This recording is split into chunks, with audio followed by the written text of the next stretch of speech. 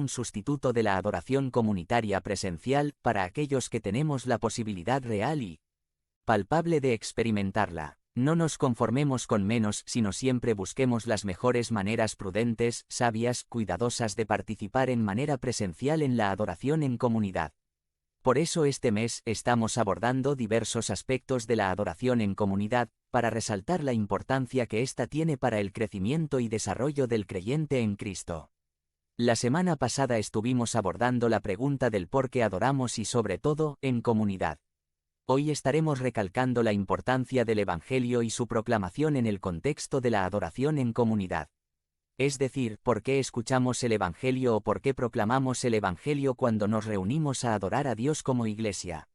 Para reflexionar sobre esto vamos a explorar las palabras que el apóstol Pablo expresó a la iglesia de Corinto allá en los primeros versículos de 1 Corintios 15. La iglesia de Corinto fue fundada por el apóstol Pablo. Según nos relata Hechos 18, el apóstol pasó de Macedonia a Grecia y fue de Atenas a Corinto. Habiendo dejado a Silas y a Timoteo en Macedonia, Pablo estaba solo. Estaba llegando de Atenas donde su proclamación había hallado poca acogida, pero el Señor le animó diciéndole que allí, en Corinto, tenía un pueblo numeroso, y en efecto, el apóstol se quedó allí por un espacio aproximado de 18 meses. Pablo vio levantarse a su alrededor una iglesia numerosa compuesta en gran parte de gentiles pero que contenía también judíos. Pero el apóstol se ausentó y se estableció en Éfeso, donde residió por 3 años y durante los cuales escribió la epístola a los Corintios. ¿Qué sucedió durante su ausencia? La epístola nos describe los tipos de problemas que se habían desarrollado en la iglesia de Corinto. Entre otras cosas, había división, desorden moral, confusión en cuanto al matrimonio, a lo ofrecido a los ídolos, a los dones espirituales, a la cena del Señor y a la resurrección. Pero una de las raíces que constantemente aparecía en todas estas problemáticas era la falta de entendimiento que tenía esta iglesia de la importancia de la unidad relacional, la unidad doctrinal, la unidad ministerial. No tenían mucha conciencia de la importancia de ser comunidad que vive y adora al mismo Señor. No podían ver con facilidad cómo las acciones de cada miembro afectan directamente a todo el cuerpo. Entonces, vemos este énfasis en el tratamiento que se hace de cada problemática en particular. En pocas palabras, la iglesia de Corinto no era muy distinta a nuestras iglesias.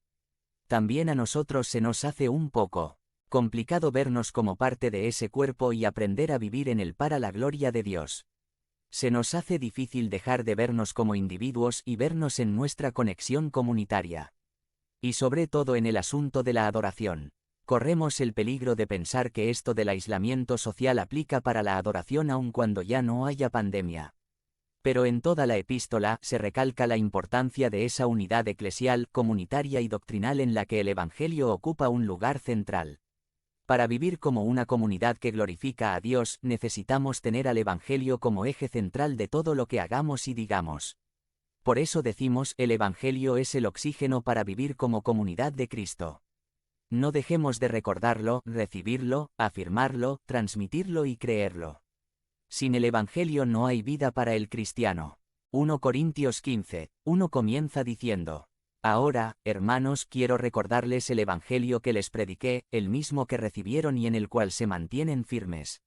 Ya casi llegando al final de la epístola, el apóstol aborda un tema en el que los corintios tenían mucha confusión y desunión. Estaban muy confundidos acerca del tema de la resurrección. Y para enderezar este embrollo, Pablo decide comenzar y recalcar la centralidad del Evangelio para darle sentido a todo. Y en este versículo encontramos 4 acciones relacionadas con el Evangelio que nos dan pauta de lo que nosotros también debemos hacer respecto al mismo.